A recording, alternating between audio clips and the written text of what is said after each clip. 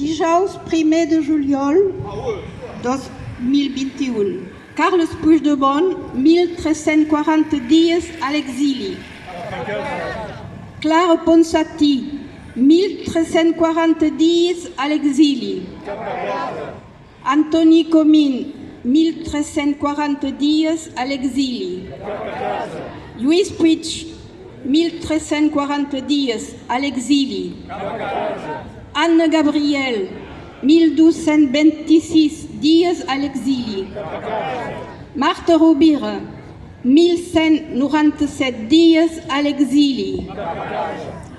I no descuidem tots els altres, més de 3.300 represaliats per la justícia espanyola. Sí, perquè aquesta setmana, fa pocs dies, han sortit de la presó 9 presos polítics, perquè l'amo és bo, és generós.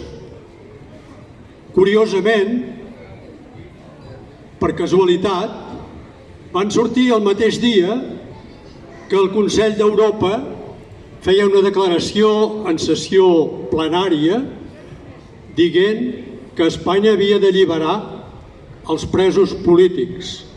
Però l'amo és generós. Ens va dir hi ha un temps pel càstig i un temps per la concòrdia, per ser pas què, pel perdó.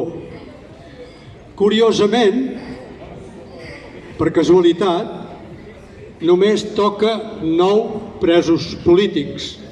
Els exiliats no existeixen. Curiosament, per casualitat, només toca 9 presos polítics i oblida els 3.300 persones represaliades durant aquests últims mesos per diverses raons lligades al 1er d'octubre. No els podem pas dir tots, però algun exemple, els que van preparar el referèndum, la causa contra Jové i Salvador, que són els arquitectes del 1er d'octubre, l'acció exterior de la Generalitat, tots els que treballaven per l'acció exterior, actualment se'ls demanen multes milionàries, sense que cap tribunal ho digui, perquè els que han jutjat això no són ni jutges ni res, són polítics. I sense cap garantia i sense res. Els que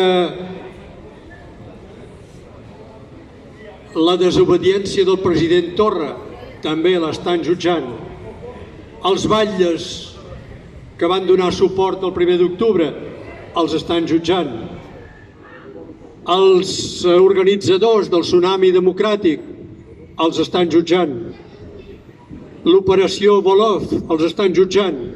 L'operació Judes contra els CDRs, terrible. Els terroristes que els han hagut de deixar perquè no tenien res contra ells, els estan jutjant.